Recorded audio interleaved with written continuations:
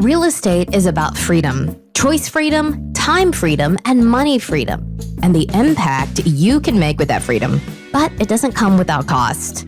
Your freedom takes work. That's why Neil Timmins brings together the tools you need to build your real estate legacy, from tips and tricks to interviews with industry titans. It's all here in one place. Real Grit. Let's get to it.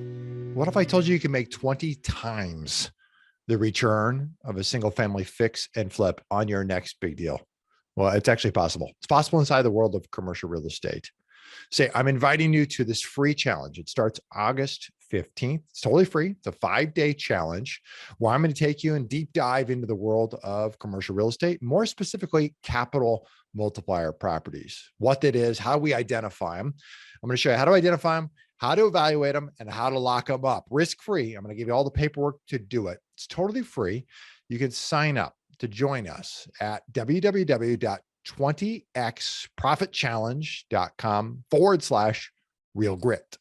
That's www.20xprofitchallenge.com/real grit. And I'll see you in the challenge. Coming up today, Travis Baucom. We're talking about self-storage, an exciting asset class in history. And we're going to be talking about Travis's bumpy road and how he eventually found his way into where he's at today.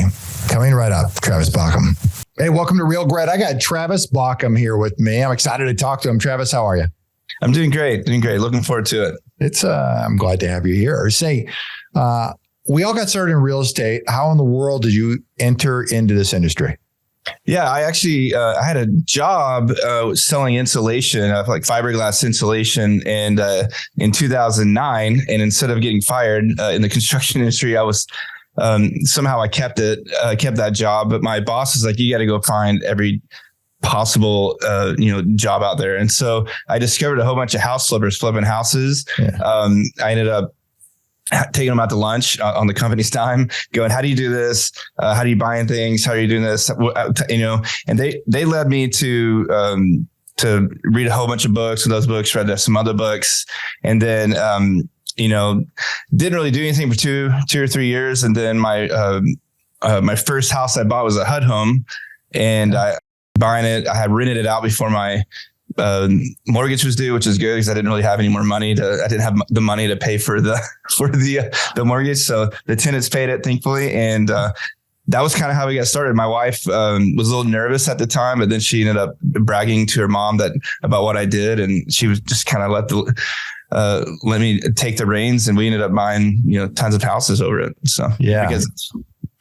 So you ended up buying a bunch of houses, and what time period was that? So I bought my first house in August of 2012. Yeah. And then we bought houses, up until 2018. From 2015 to 2018, we ended up buying the bulk majority of our houses, and it ended up being about 357 houses. Not about, that's exactly how many I was going to say, that about is pretty specific. Yeah. And then, before 2015 and then after 2018, that's where the other 50 came in. But we've collectively bought over 400 houses over the last 10 years. And so we can extrapolate on that. What did you learn through the process of buying all of those? A house buying business has a lot of moving parts, and you got to really know your numbers. You got to know how you're going to finance it. You're going to know how you're going to pay for that financing, especially when you're doing what we were doing, which is flipping the properties. We'd take on a good amount of debt in hopes that we'd sell for more. Take anywhere from 3 to 9 months to do that. You have to have the capital set aside to make sure you can make that work. A lot of times you're kind of hoping that the house, your old project sells before the next one, the mortgage gets due on the other one. So the cluster of trying to make a high volume house buying business is not for the faint of heart. You have to have a lot of people working for you, a lot of payroll, a lot of operational procedures, that sort of thing. And then it's still a toss up if you're going to be profitable. Yeah. Did you keep any of them, or it was just straight flipping? Well, so what happened is we accumulated 72 houses for rental properties by October 2018. That year, our goal, when we set our goals in December of 2017 for 2018, our goal was to buy 175 houses. we got to 91 houses, and essentially we ran out of money. Like we had a ton of equity, we had a ton of opportunity, but we were not able to get rid of those houses fast enough. And then to take the nut of the $70,000-$80,000 a month of payroll and marketing and interest only payments and that sort of thing, it basically sunk us. And so even though we had 72 houses, after that, when that happened, I had to fire everybody, and I had to take my staff, I had to take all my files and all the spreadsheets, had to go back to my house, in my little bitty tiny office at my house, and spend the next 2 years unwinding everything. We had 42 renovations going at that time. I had 72 rentals. The rentals, the property manager was stealing money from us. And even if he wasn't, they weren't really making money. It was a pretty big disaster. Man, it seems like, and what doesn't get talked about a lot, the house flipping business is a cash monster. 100%. The tangible asset day trading, in my opinion, like you're hoping that something will sell for more. You have good data that it will, but there's so many other outside mechanisms that can keep that from happening outside of just the economic environment. You are essentially hoping that someone goes into your house, has an emotional experience, and goes, okay, I'll buy this one. I like the way the kitchen looks. I like the way the bedroom looks. The bathrooms are great. I can see my kids walking around the living room. Okay, yeah, I'll buy this one. It fits in my budget. It's not really, it is a financial transaction for them, but it's mostly an emotional transaction for especially first-time house buyers, which is what we kind of specialize. Yeah. The assets we were selling were the 250 and below type price points. The market we are in is a pretty cheap market. So a $250,000 is like a pretty expensive, or used to be a pretty expensive house. Yeah. All right. So you spent 2 years unwinding everything. What did that look like? It was tough. Pretty much any form of resistance or trials or stress, I was probably handling it. Like I said, we had where I live in Waco, Texas. There's a famous building called the Alico building.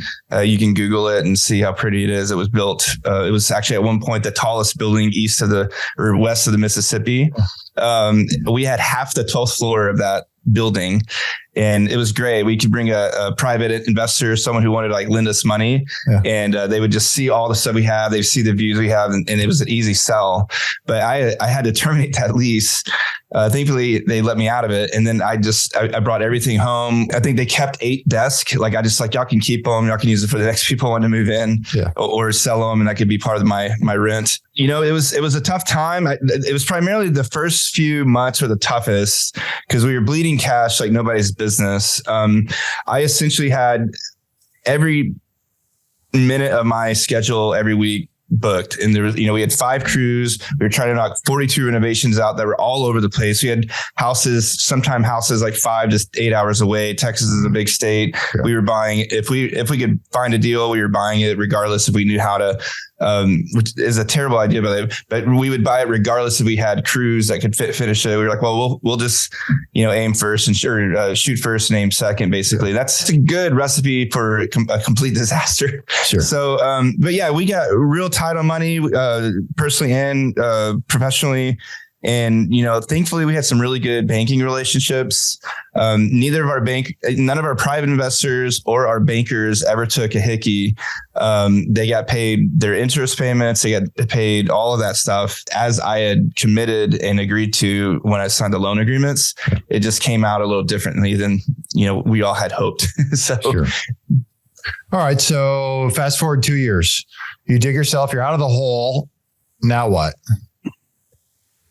Well, so right when the whole kind of began, I was like, all right, what is working in my business? We had a lot of short-term rentals that were really doing well. That was before Airbnb kind of took off. It was pre-pandemic.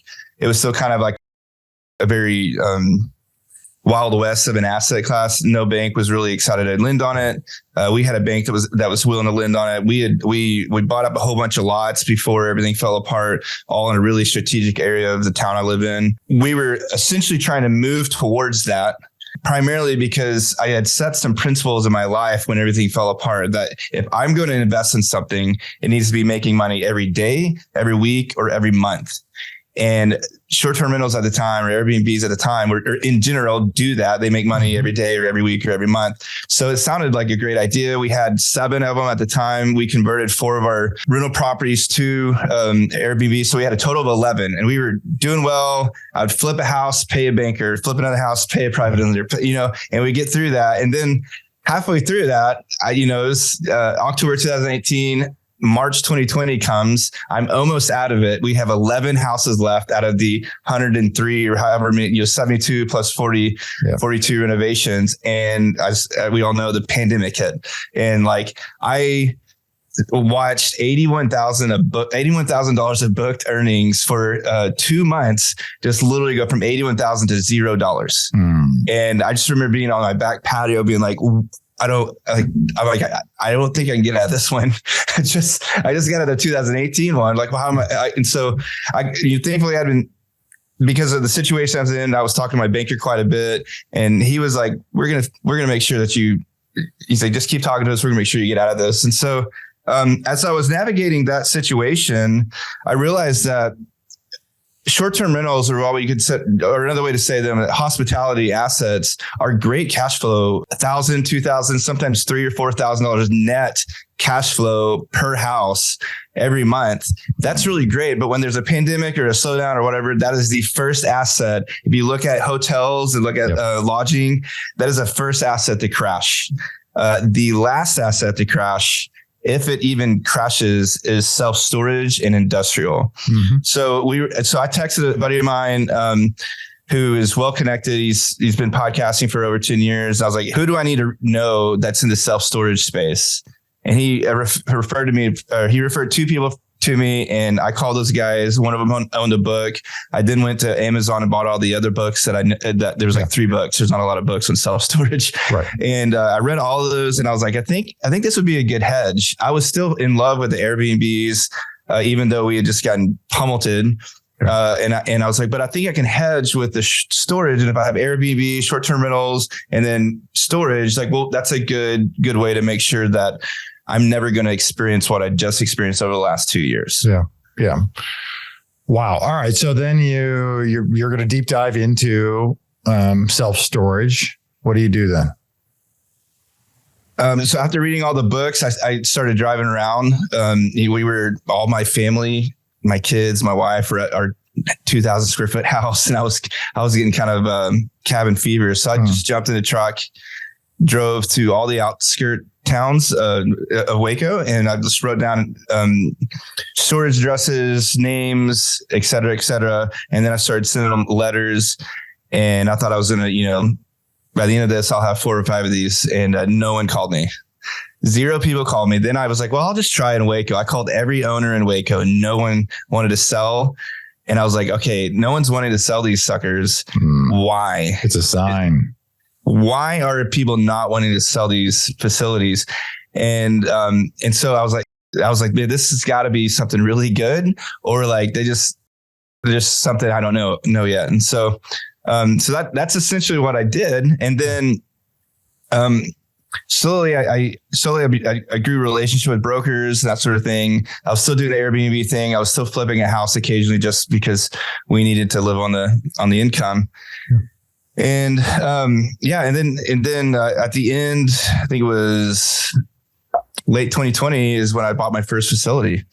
And now I know why people don't like to sell these things. And so compared to the house flipping business, where you, any given day, you have 7, 8, 9, 10 things go wrong, trying to find a plumber at 123 Main Street and trying to find an electrician at the one across the street, or, on the other side of town.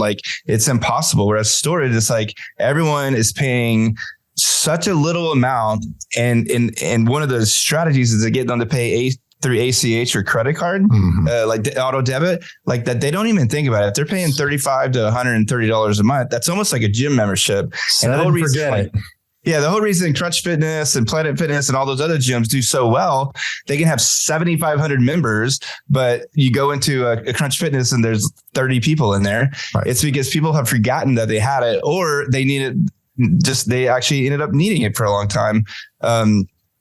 And so, yeah, it's been great. It's one of the lowest operating cost businesses I've owned. And then it's just, like you commented, man, it is kind of like a set it and forget it in a sense. Like I spend about 10 to 20 minutes on a week on each facility. We have 7 now. So it's just not a lot. There's other things, we're building one that's taking a lot of my time. We have several other projects that we're dealing with. But when it comes to storage, it's just real laid back and everyone's just real. Every facility I bought, it's always been a man who's at least in his 70s wearing overalls at the closing table. It's always he's just been enjoying the relaxing life. And now he's like some kid wants to pay him way too much for his facility. And so he does. Yeah. All right. So I want to touch on a couple of things or ask about a couple of things inside of that asset class of self-storage.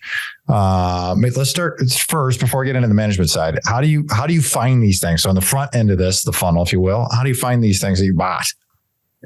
Yeah. So, every facility I bought right now is either on the market or it was about to be on the market, and a broker is how I connect with them. So after I had sold or in the middle of the process of selling everything, I reached out to brokers like, hey, I just sold 72 single family rentals. We're done with that asset class and we're looking at putting it in storage.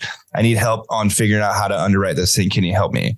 So it's going from a sales perspective, that was a rescue technique. So I'm going, hey, can you please help me here? Yeah. And so they're like, oh, yeah. And then everybody is wanting to help somebody because it gives them significance. Yep. And so by doing that, what I did is I showed that I was a veteran. I knew what I was doing. I just sold 72 properties, right. And I needed their help on I was going to put my money in the asset class that they specialize in, and then I need their help. And so by doing that, I've created quite a bit of relationship capital, meaning like people that have deals that either about to be on the market or are on the market.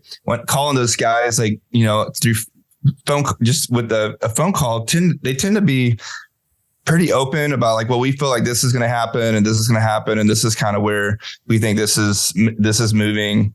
And so that's been great. There are a lot of people, or there's a handful of people that do off market, asset purchases. Like basically they reach out, they send letters, but I had that with the house flipping business, and I'm really I don't want that anymore. I don't want to have a whole sales staff trying to, maybe at one point we'll get that going, but right now I'm thoroughly enjoying just being able to find deals through brokers. The difference between self-storage assets that are listed through brokers and say an apartment complex or triple net retail center is it's a really, really small business. Like it's a very small industry. Yeah. And so you have they're a little bit more forthright in the numbers. They're a little bit more honest.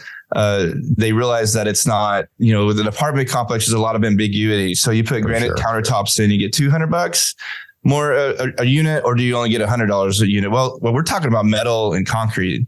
There's not much. Not much you can do. You can raise rents, and then you can expand, and maybe in paint, put up a fence, run the operations remotely to save money. It's much more of a purchasing a business as opposed to purchasing like a real estate asset. That's right. Like an apartment would be. Yeah. How do you manage them? So 5 of them are managed. 5 of them are in the same town of a little town called Coleman, Texas. And I have one of the sweetest ladies ever. My original plan was to run it through a call center, but after meeting my manager, once I bought it, like she knew every single unit, who the person was, what they did, if they paid on time, if they didn't pay on time. And I was like, I can't get rid of her. Right. And she was just at the time, she was just a little bit more than the call center was going to be. So I was like, man, I'm going to stick here with her at least for a year. And we've had it for 2 years now. And she'll run it until she tells me she doesn't want to. Yeah. And then the other 2, a little bit bigger ones in Oklahoma City, and then ones in Waxahachie, Texas. Those are ran by a call center out of Illinois. So you call the number, it goes to a phone tree, live answer to one of 5 call center employees. Agents there. Yeah. All right. So totally remote. Nobody's on site there. We do have facility managers as needed. So we pay them, $50 an hour when we need them. So typically at the end of so rents are due on the 1st, they're late on the 5th. So on the 6th, they're showing up to put red locks on or overlocks. Yep. That way that, that the tenant wants their stuff, they're forced to pay us to get rid of that lock. And so they'll mow the yards, they'll make sure trash is cleaned up. But generally speaking, that is a $500 to $650 job, payment a month for me on my largest facility that I have. Yeah, they're not there very often. Right. No, that's great. What's been the biggest challenge about the asset class? Can't be perfect. There's tons of positives and they far outweigh the negatives, but what's on the negative side? So the hard thing is you have like a balance of square foot per capita. So, based off data, the state of Texas is 7.74 feet. Like every Texan needs 7 square feet of storage.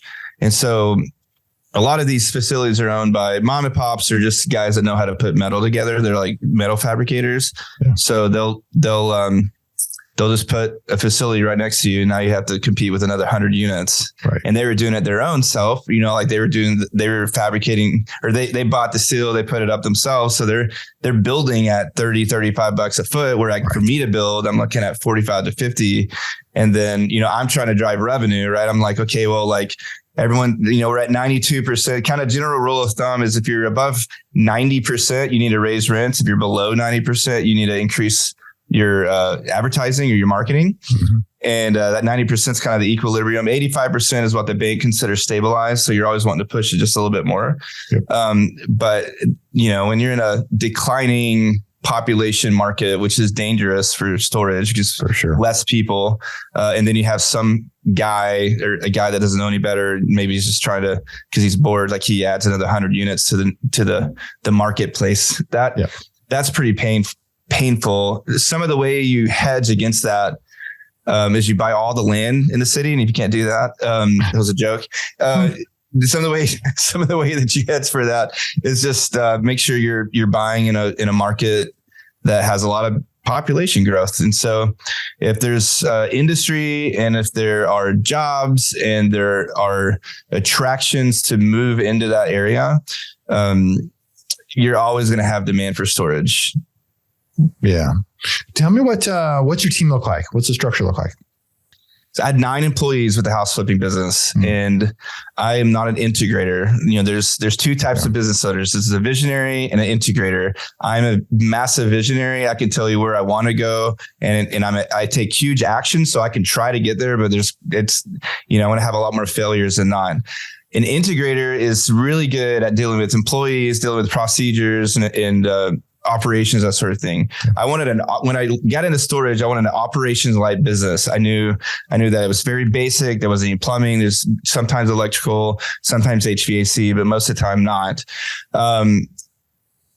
I've wanted to keep it as thin as possible, overhead wise. I wanted to run it like a true private equity company. So a top light side of things, and we consult when we need to. So right now it's just me. We're about to hire an executive assistant because I just can't get to all of the administrative stuff that we need to get to. And I want to make sure that we're covering, if there's a storage facility that is listed or comes across my desk, I want to make sure we're underwriting that sucker and not missing out on any deals. I have a preferred for the syndication docs or the Security Exchange Commission docs. We have a SEC attorney that we deal with here locally, a good buddy of mine. And then we've got the property manager out of Illinois that helps us structure a lot of the stuff. So me and Gary, the property manager out of Illinois, we talk probably once a week. We talk about our facilities, but we also talk about like where's the market going? Yeah. Where is because he has 65 facilities he gets to take data from, and he can communicate like, hey, this state's softening, this state's softening, this state seems to be doing pretty good.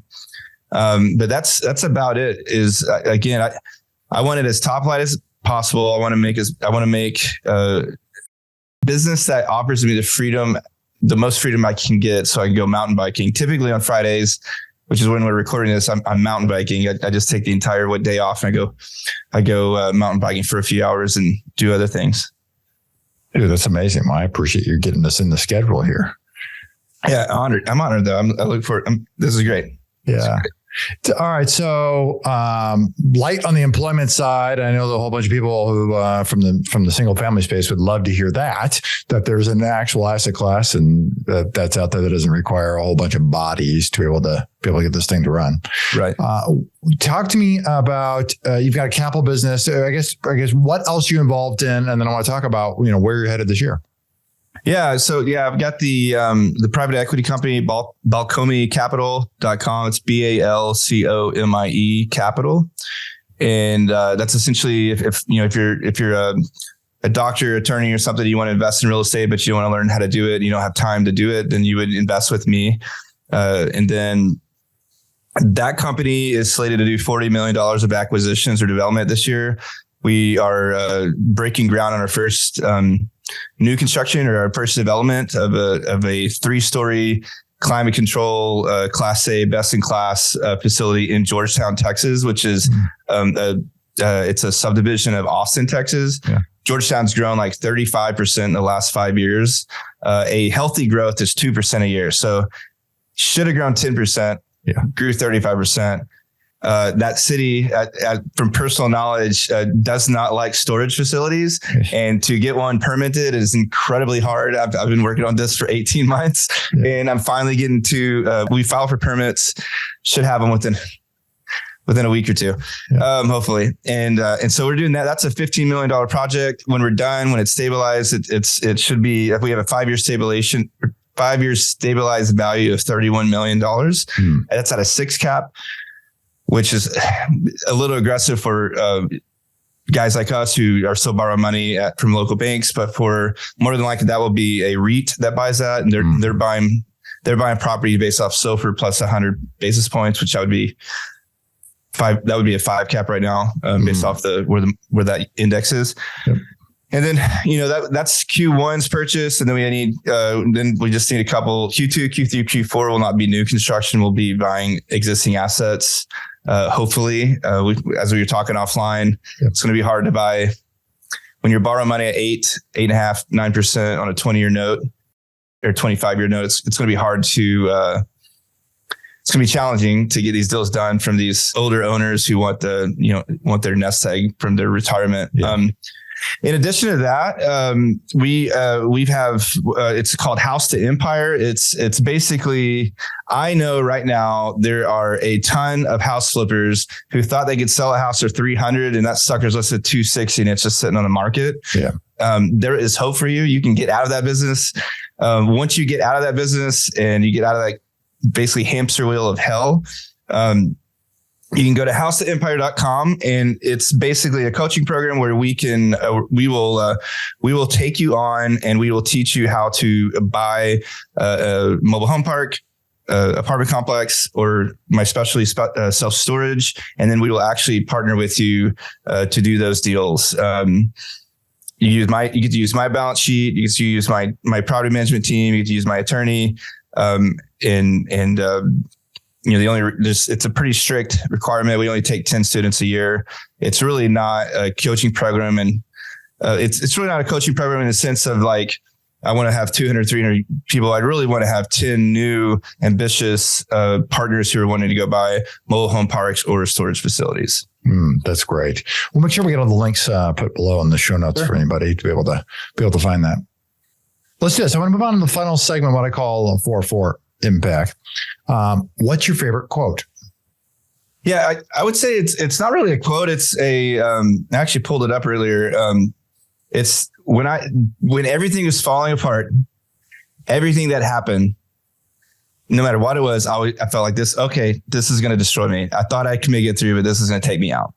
And my buddy Pat Hyben, he sent me this parable when I was going through this, and it's very stoic. It gives you like a general.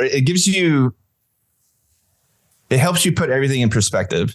And so I'll just read it to you. Once upon a time, it's called the parable of the Chinese farmer. Once upon a time, there was a Chinese farmer whose horse ran away.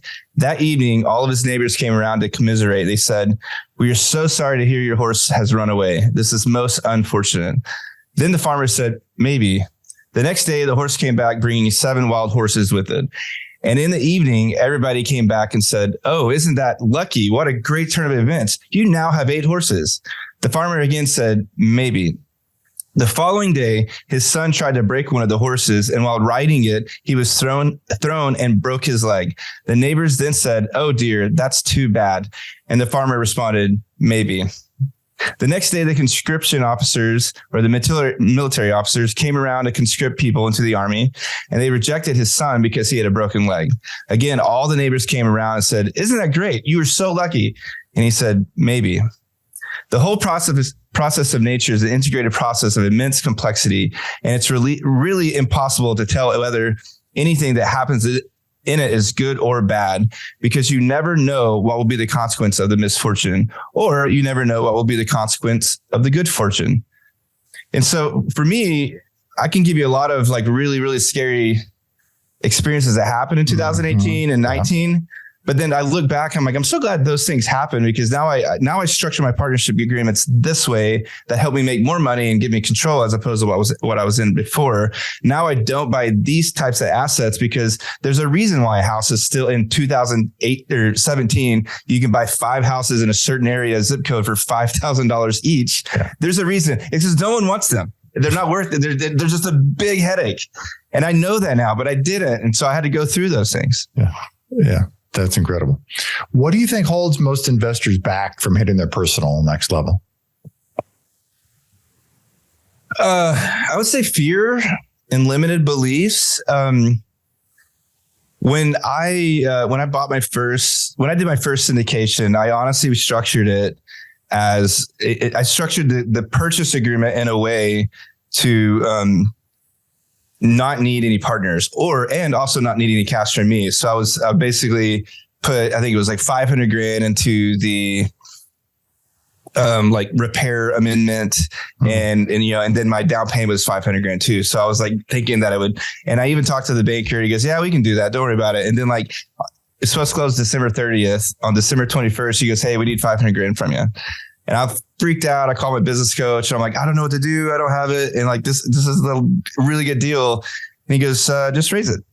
So I spent Christmas that year, texting all my friends, and I raised it pretty quick. Like, people believed in me. But if you were to tell me before that, right, "Travis, go raise $500,000 to $1 million," I'd be like, "Neil, I can't do that. I mean, that's just, who am I going to call? Like, no one's going to believe in me." Right. And so I think what people don't do things because they don't believe they can do it. And it's not because they don't believe in themselves. It believes that they just don't think they have the resources to do it. Right. And in reality, when you push on the universe a little bit, like, "No, I'm going to do this no matter what. Even if I fail, I'm going to do it." It's amazing how like you end up getting exactly what you want. And I would say that's probably one of the biggest things that keep people from going from like houses to like commercial assets, or W-2 job to buying your first residential property is there's fear, but there's also like, well, I'm not worth it. I don't believe that I can have it. And those would be considered limited beliefs.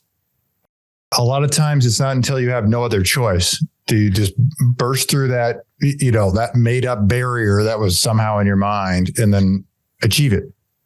Right. And like when I can't remember who it was, where I think it was the Pilgrims, they burned the boats. Like now that's like a really common saying. "Oh yeah, you just got to burn the boats." Cortez. Like, right. Yeah. Yeah, that's right. And there's a lot of truth to that. You're like, we're going to die here, or we're going to make it work. Yeah. And like for me, a lot of times I'm like, I'm either going to raise this money, or I'm going to lose all my earnest money. And I'm okay with that. Or I'm going to either get out of all these houses, or they're going to forcefully take them from me as I lay dying, because I'm not going to give them up. Yeah. Like back, I'm referring to back in 2018 ages. So outside of real estate, what are you most passionate about? Adventure sports. I like to ski, like snow ski. And then I've already mentioned I like mountain biking. I'm not old, but I'm a lot older than I was 10 to 15 years ago. I used to like to kayak. I have 4 kiddos. The last time I kayaked was right after my first daughter was born. I got on that whitewater and I'm like, I can actually die doing this. My daughter will be without a dad. Yeah. So, but I love adventure sports. I go skiing 2-3 times a year. Hopefully one of these days I will live right next to the resort. Yeah. Then mountain biking. I love mountain biking. I love to travel, going to mountain bike, and then just people. I really like relationships and food. So, what's your favorite way to make an impact in the real estate community? My favorite way? Yeah. So when I started House to Empire, it's because I was getting calls of people saying, "Hey, like, what would you do in this situation? Like, do you think I should do this, do that?" I think my favorite thing to do is help people. It's like when a buddy calls me and they get a deal, they want me to help underwrite it or that sort of thing, or it's a business. That's my favorite thing. And so I would say the thing that makes me most satisfied is probably the way I make the most impact. And that's just through helping others. For people that want to find you, they want to follow you, they want to connect with you, where can they go? What should they do? Yeah. So if you're invested in, or if you're interested in partnering with me, you need to go to housetoempire.com. We have a free ebook that you can download there and get some more information on how we work. And then if you want to invest passively, Balcomie Capital, BALCOMIE capital.com is another form on that website you can knock out. Then if you just want to chat with me, you can go to, you can get on Instagram at Travis _Baucom, BAUCOM.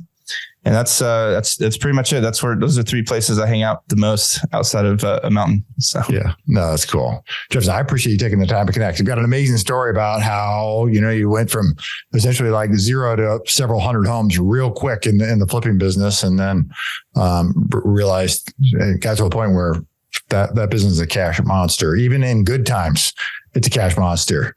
Let alone if the market turns, which it has already for lots of folks. And you hit it on the head. There's a lot of flippers out there in some pain right now, and how it led you to a different asset class, one that is, you're right, is largely recession resistant. Right, it's one of the best asset classes to perform during a recession. So and you've got an amazing story. So I appreciate you taking the time to connect here. Yeah, I've enjoyed it. Yeah. Thanks so much. For everybody here at Real Grit, I'm Neil Timmins, reminding that real estate requires real grit. See you next time. What if I told you can make 20 times the return of a single family fix and flip on your next big deal? Well, it's actually possible. It's possible inside the world of commercial real estate. Say, I'm inviting you to this free challenge. It starts August 15th. It's totally free. It's a 5-day challenge where I'm going to take you and deep dive into the world of commercial real estate, more specifically, capital multiplier properties, what that is, how we identify them. I'm going to show you how to identify them, how to evaluate them, and how to lock them up risk-free. I'm going to give you all the paperwork to do it. It's totally free. You can sign up to join us at www.20xprofitchallenge.com/real grit. That's www.20xprofitchallenge.com/real grit. And I'll see you in the challenge. If you like our content and want more, you can access it at realgritpodcast.com. You hear it guest after guest. Instinctively, you already know it. But let me call it out. The most expensive action is inaction. The real estate market is full of opportunities. You just need to uncover them. You can build a business that lasts for years, makes monumental impact in the lives of those that you love. It's not just about business, but about the freedom you get because of it. Have you ever heard the saying, if you want to go fast, go alone. If you want to go far, go together? I believe that partnering is essential. In fact, I partner with hardworking investors all the time. The point is that you can get a lot further with the right partner. Let me say it again, the right partner. If you've ever thought about partnering with anyone, or if you have a partner now, I encourage you to download my free Partner and Profit Guide, which includes the top 5 must-answer questions to evaluate a profitable partnership. You can find it at www.legacyimpactpartners.com. I'll see you in the next episode.